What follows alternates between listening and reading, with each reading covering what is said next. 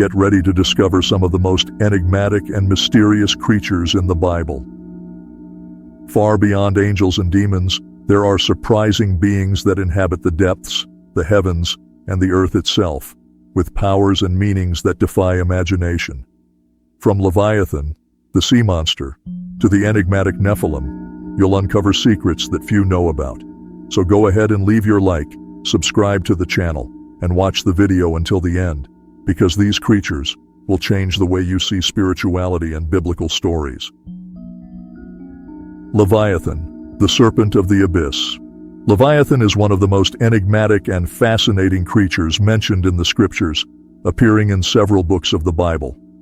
Its first notable appearance occurs in the book of Job, Job 41, where it is described as a colossal marine creature with incomparable strength. It is portrayed as an invincible beast, impossible to be captured or tamed by man, and its scales, according to the text, are so dense that they cannot be pierced by even the strongest blows.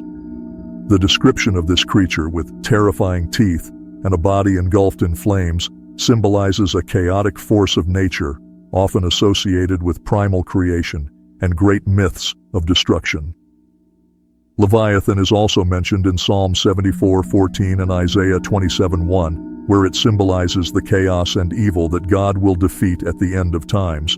In Isaiah, God is described as the one who, on the day of the Lord, will destroy Leviathan, the fleeing serpent, a creature tied to evil that dwells in the ocean depths. This figure can be seen as a metaphor for the uncontrollable and malevolent forces of the world, which will be subdued by divine sovereignty. Interestingly, Leviathan has parallels in other ancient myths, especially in Mesopotamian and Near Eastern cultures. It is believed to be related to Tiamat, the dragon goddess of chaos in Babylonian mythology.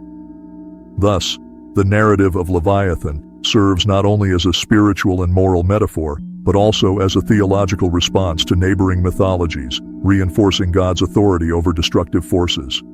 Some scholars also suggest that Leviathan may represent a real creature embedded in myths, such as large sea serpents or crocodiles, creatures that the ancient Hebrews might have encountered in their territories. The idea of giant aquatic creatures was common in the imagination of the ancient Near East, always linked to mysteries and the lurking danger of the seas. In later rabbinic tradition, Leviathan took on a more defined apocalyptic dimension, being portrayed as the final adversary that will be destroyed at the messianic banquet at the end of times, with its flesh being served to the righteous. The symbolism of Leviathan goes beyond that of a mere creature. It represents the power of chaos, something beyond human understanding but always under the control of divine will. Its presence in the scriptures inspires both fear and fascination, and its ultimate defeat is a representation of God's definitive victory over all forces of evil. Behemoth, the beast of the land. Behemoth, another enigmatic creature mentioned in the book of Job, Job 40:15-24, is described as a colossal beast, a force of nature that inhabits the land. The name Behemoth in Hebrew is plural, suggesting an intensity or superhuman magnitude, which makes it a mysterious and difficult figure to comprehend. The biblical description suggests an immense, powerful, and serene creature, which, like Leviathan, cannot be tamed by man but, unlike its aquatic counterpart, reigns over the earth. The text in Job details that Behemoth eats grass like an ox, but despite its herbivorous diet, it possesses incomparable strength and power.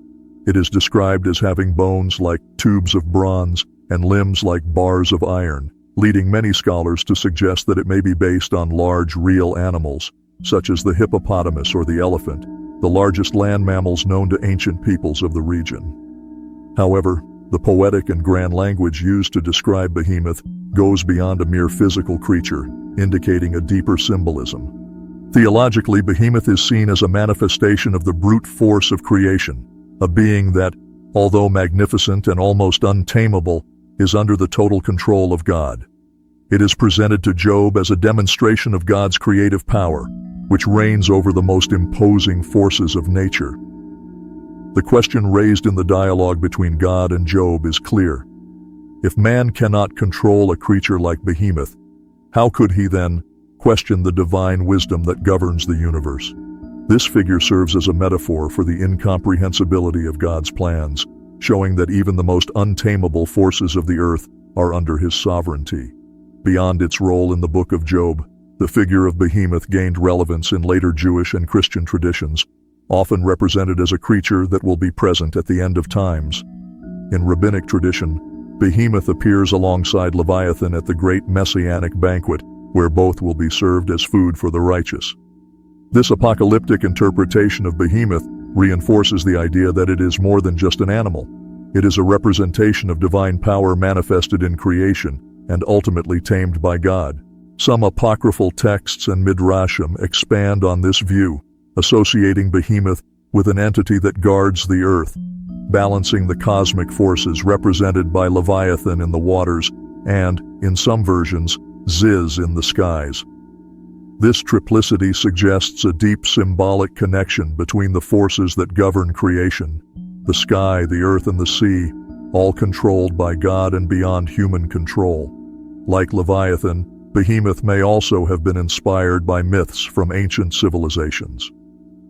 Some academic theories point to parallels with the mythological beast Babalu of the Babylonians, or other giant creatures from Sumerian mythology. However, in the biblical tradition, Behemoth is portrayed uniquely, not as a chaotic threat, but as a masterpiece of God's creation, demonstrating the magnificence of his creative power. Behemoth is, therefore, both a symbol of strength and stability, and a reminder of human limitation in the face of the grand and incomprehensible works of God. It is not a creature of destruction like Leviathan, but an entity of strength and presence, whose mere existence serves as a testament to God's ordered power over the cosmos. Seraphim, the burning creatures. The seraphim mentioned in the book of Isaiah, Isaiah 6:1-7, are unique celestial figures, described as six-winged beings who serve directly at God's throne. The word seraphim derives from the Hebrew seraph, meaning burning or to burn, which suggests their fiery nature, an image often associated with purity and holiness. These creatures are closely tied to divine worship and spiritual purification, playing an important role in prophetic visions in the heavenly hierarchy. In Isaiah's account, the seraphim appear during a grand vision of God's throne. They are described with 3 pairs of wings, 2 covering their faces, 2 covering their feet, and 2 for flying. The gesture of covering their faces and feet is rich in symbolic meaning, representing extreme reverence in the presence of God's holiness. Even though they are highly pure celestial beings, they cover themselves before the divine majesty, a reminder of how inaccessible the fullness of God is, even to the highest beings of heaven. Additionally, the primary function of the seraphim in the text is continuous worship. They proclaim in unison, "Holy, holy, holy is the Lord of hosts. The whole earth is full of his glory," a triple repetition that emphasizes the perfection and completeness of divine holiness. The threefold repetition of holy is highly significant, pointing to God's absolute transcendence and his separation from any imperfection or evil. One of the most remarkable aspects of this passage is the purification of Isaiah by the hands of a seraph. During the vision, Isaiah, aware of his human impurity before God, cries out, "Woe is me! I am ruined, for I am a man of unclean lips." In response, one of the seraphim flies to him with a live coal taken from the altar, touches his lips, and declares, "Your guilt is taken away, and your sin atoned for." This act not only purifies Isaiah, making him worthy of his prophetic mission, but also reinforces the association of the seraphim with purifying fire, a symbol of God's redemptive power. The role of the seraphim as fiery beings is strongly connected to the concept of spiritual purification. Fire, both in the Bible and various spiritual traditions, is seen as an element that destroys impurity and refines what is precious. In this way, the seraphim are not just worshippers, but also agents of divine purification, mediating the process of sanctification, as seen in Isaiah's case. Throughout Christian tradition, the seraphim occupy a prominent place in angelology, classified in the angelic hierarchy as the highest of the 9 choirs of angels, according to theologians like Saint Dionysius, the Areopagite, and Saint Thomas Aquinas. Their closeness to God grants them an intimacy with the sacred that other angels do not possess, making them a symbol of the purest form of devotion and service to God. In Jewish tradition, the Seraphim are also highly esteemed, though with different nuances. In some interpretations, they are seen as guardians of God's throne, preventing any impurity from approaching the divine presence. The Midrash and other rabbinic texts elaborate on their fiery nature, suggesting that their spiritual fire consumes any trace of evil or imperfection. Christian iconography over the centuries has often depicted the seraphim with human-like forms, but with fiery, flame-covered wings and filled with eyes, reflecting both their burning nature and their constant vigilance over the glory of God. This visual form has become a symbol of unparalleled purity and spiritual zeal. Thus, the seraphim transcend the idea of mere angels. They are beings of fire, embodying purity, worship, and purification in their highest form. Their presence at God's throne, eternally singing praises and purifying the prophets, reinforces their role as guardians of holiness and agents of God's purifying power over humanity. Ziz, the giant bird of the heavens. Ziz is a lesser-known creature within biblical and apocryphal traditions, but its presence in Jewish lore holds fascinating significance. It is described as a gigantic bird of mythological proportions, reigning over the skies just as Leviathan dominates the seas and Behemoth rules the land. Although Ziz is not explicitly mentioned in the canonical texts of the Bible, it appears in apocryphal literature and Jewish folklore as part of a primordial trio of creatures symbolizing the divine power and control over the forces of nature. Ziz is described with awe-inspiring characteristics, said to be so large that when its wings are spread, they can block the sunlight. Some rabbinical traditions claim that Ziz is so tall, its head touches the heavens, while its feet still rest on the earth. Other legends say that when it lands, its feet can reach the ocean depths, highlighting its truly gigantic nature. Like Leviathan and Behemoth, Ziz is a creature that defies human comprehension, symbolizing the vastness and magnificence of God's creation. Symbolically, Ziz represents God's dominion over the sky and the air, completing the trio that reflects divine rule over all spheres of creation: the sky, the land, and the sea. This structure echoes through various Near Eastern traditions and myths, where creation is symbolized by great creatures representing different realms of the world. In the case of Ziz, its realm is the sky, and its colossal size serves as a metaphor for the greatness and infinity of the heavens created by God. In the Talmud, Ziz is mentioned indirectly but importantly in texts about extraordinary creatures created to demonstrate God's power. According to these traditions, like Leviathan and Behemoth, Ziz will be part of the messianic banquet at the end of times, where the righteous will feast on these creatures as a symbol of God's ultimate victory over chaos and evil. This apocalyptic banquet holds deep theological meaning, representing the triumph of divine order over destructive forces and the final dispensing of justice in the world.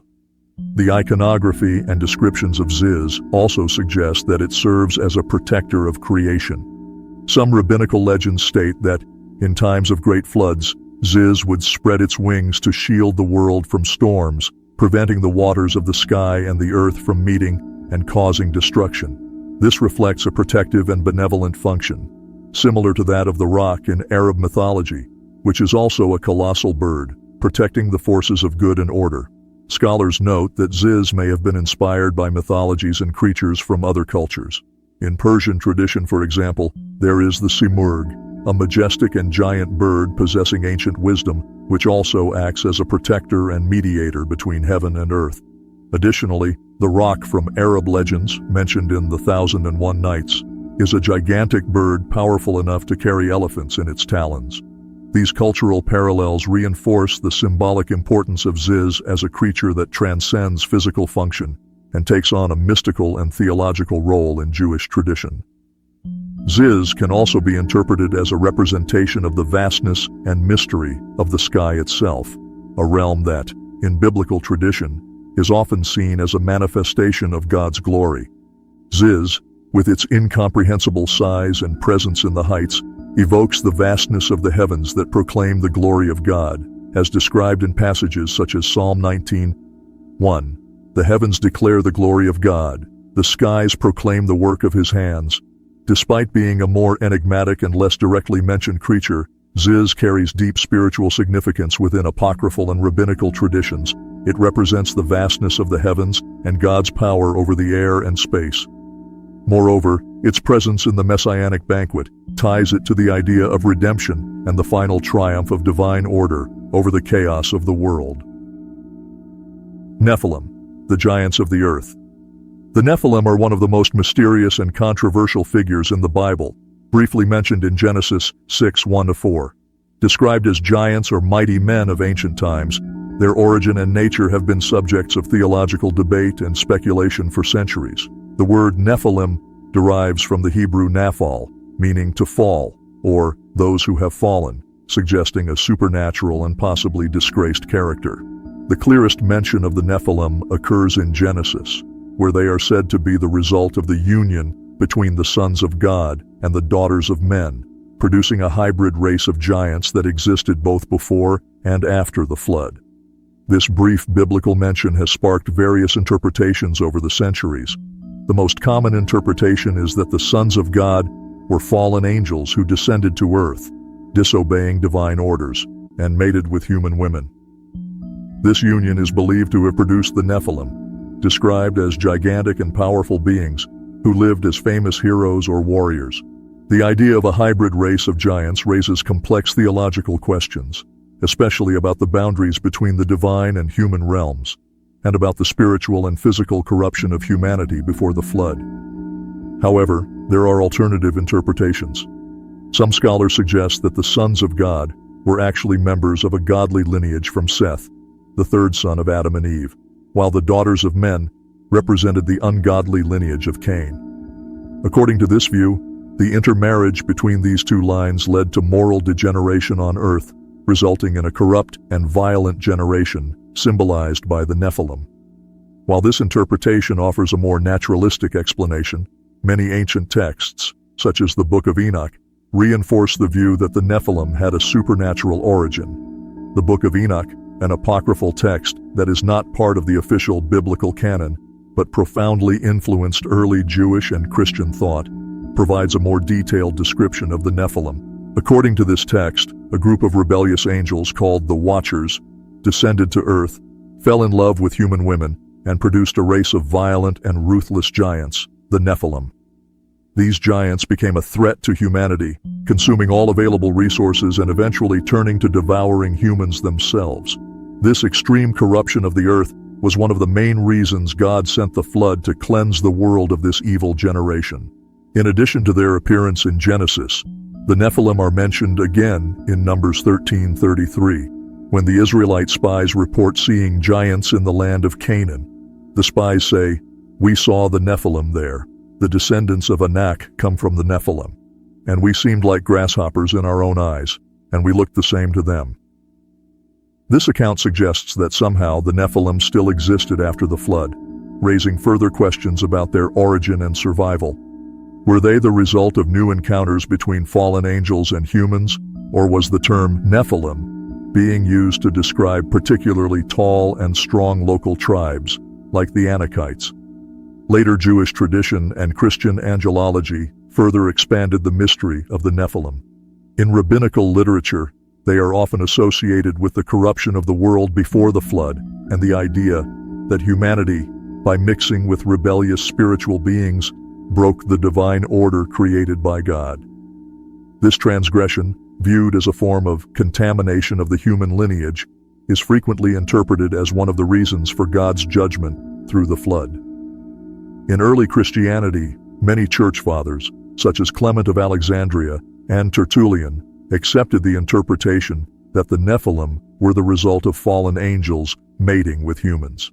This view was particularly strong in the context of apocalyptic thinking and the belief that the existence of hybrid beings like the Nephilim represented a cosmic rupture between good and evil, culminating in God's final judgment. The figure of the Nephilim has also been explored in more recent theories that attempt to reconcile the Bible with archaeological and anthropological discoveries. Some suggest that the Nephilim could be a cultural memory of physically larger or more powerful human tribes that existed in ancient times, such as megalithic peoples or remnants of pre-flood civilizations. Others speculate about a more esoteric interpretation, where the Nephilim are seen as spiritual beings, interdimensional entities, or even extraterrestrials, creating a link between theology and modern ufology. The mystery of the Nephilim endures to this day, challenging scholars, theologians, and readers of the scriptures. Whether they were fallen angels, heroes of a corrupt race, or mere metaphors for humanity's moral decline, their presence in the biblical narrative raises profound questions about the boundaries between the divine and the human, the spiritual and the physical, and the purpose of God's judgment on the world. These mysterious creatures of the Bible remind us that the spiritual world is far more vast and intriguing than we can imagine. Each one carries deep lessons about creation and divine power. If you enjoyed uncovering these secrets, don't forget to leave your like, subscribe to the channel, and hit the notification bell so you don't miss the next videos. There's much more to discover about the mysteries of the Bible, and together we'll dive even deeper into this spiritual journey.